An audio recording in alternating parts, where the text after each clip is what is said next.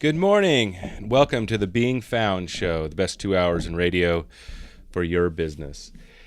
If you're listening to this show, you do have a better chance of being found by more buying customers. After all, they are looking for you. You just need to be found. Going to be a good show. You can always find out more details about the show on beingfound.com. We'll have articles, more helpful tips, links, resources, all that kind of stuff. We are also trying to be creative and bring you support in just about every way we can think of. So there is typically a video of my screen or other parts of the show and things that we're talking about, reports and things like that you can see at beingfound.com. The idea of this show is it is your internet helpline. We're trying to make it easy for small businesses to thrive in this new e-commerce economy. We're going to have some neat things happen in the show today. But first off, you might notice that I'm the one talking and there's no one else jumping in over me. It's because I've fired Sean and Chauncey. Okay, I'm just kidding. They're both on break.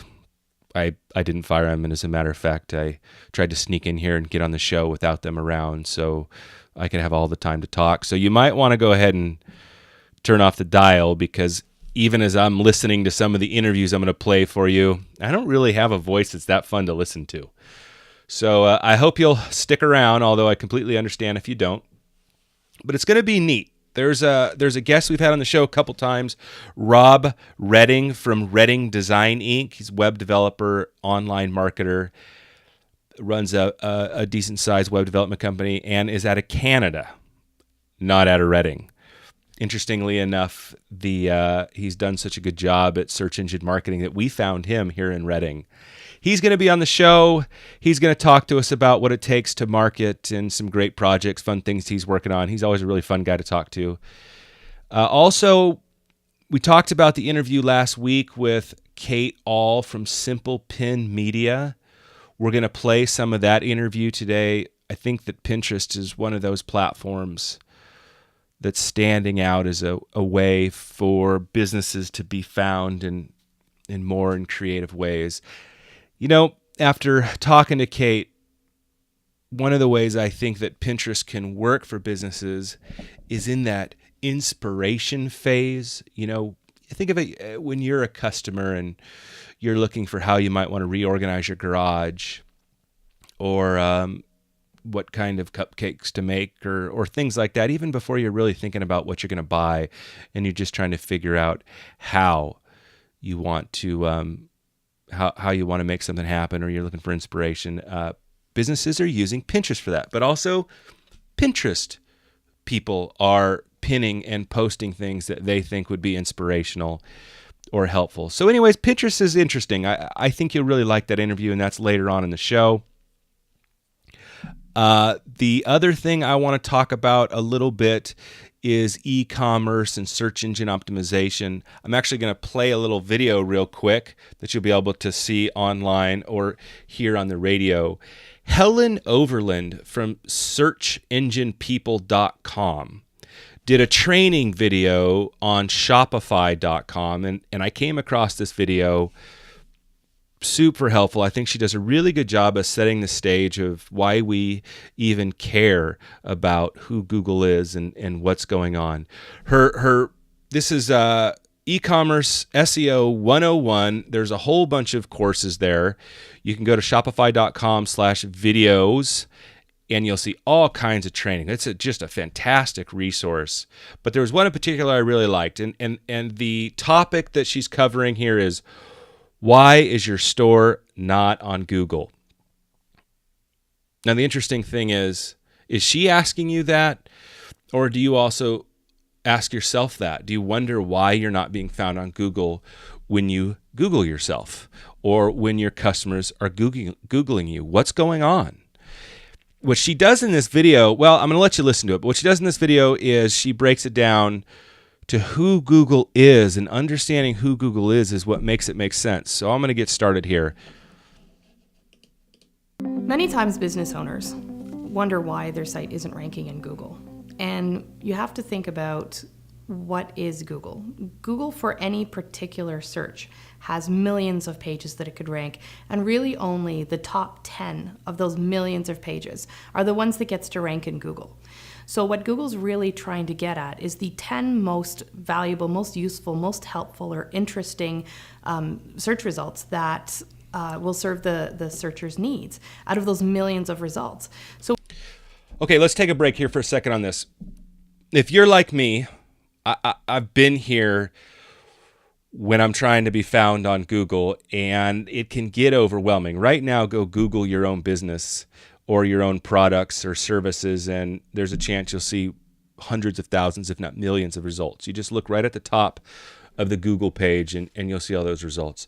So it gets a little overwhelming to think, well, this is dead. There's no way I've got the time, effort, or energy to compete against those millions of results that are going to show up on Google. So if you're like me, you're listening to that, you go, oh no, I got to compete with all that. Well, in a way, that fear or that concern's true. But also, Google is doing a really good job and working really hard at making content relevant to the user. She's going to go over that here in a second. And so there are factors that play into the results that are going to show up for your customer, like where are they compared to where are you?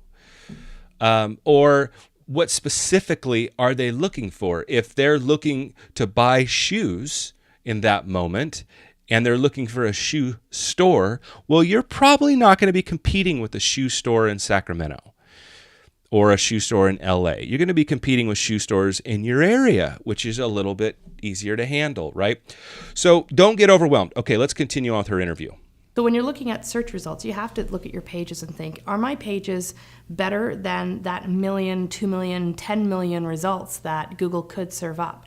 So one thing that Google has been very consistent on is knowing who their customer is. Google's customer is the searcher. They've been very consistent about this over time. If Google can make sure that their searchers find what they're looking for as quickly as possible, then people will keep going back to Google to find what they're looking for. And that means that Google has a big audience that they can serve ads to, and they can continue making money and be a profitable company. So Google's focus is on making sure that the customer gets the most valuable and useful page that they can. So what Google's Okay, let's stop there for a second. Again, this is that idea that I'm competing with millions. This is scary. Google's going to find someone better than me. I'm not really that good at that. I don't even know what my web team is doing with my pages. Those kind of concerns. Well, it's true, but remember what she's saying is that Google's trying really hard to serve up what people want. And there is a lot of things people want that is near them or very specific, in which case, if you are doing the right things, you have a really good chance of being found, especially if you're taking that one little extra step to see how it's going. I think that's kind of the missing part. As a business owner, you can actually see how each page is doing. You can actually test your pages and see if they're built the way Google would like them and make small adjustments, or have your web team make small adjustments. Let's say, for instance, that you want to be found for olive oil. Well, and let's say you have a page on your website selling olive oil or a product selling olive oil.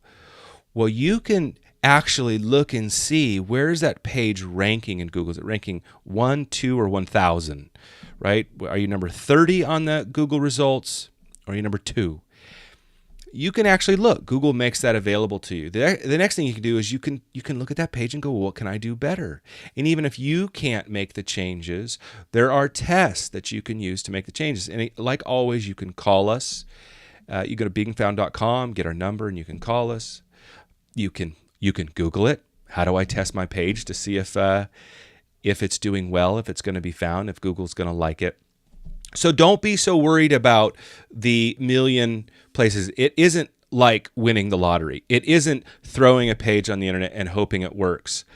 You actually can make sure you're doing the right things. All right. Basically done is they've created this environment where people compete to be the most useful page for Google's customer, Google's searchers, which means that in order to win this competition, in order to be the top 10 out of these millions of pages that Google could serve up, you have to be better than all of those other pages. You have to be the most unique, the most interesting, the most valuable, the most useful page out of those millions of results.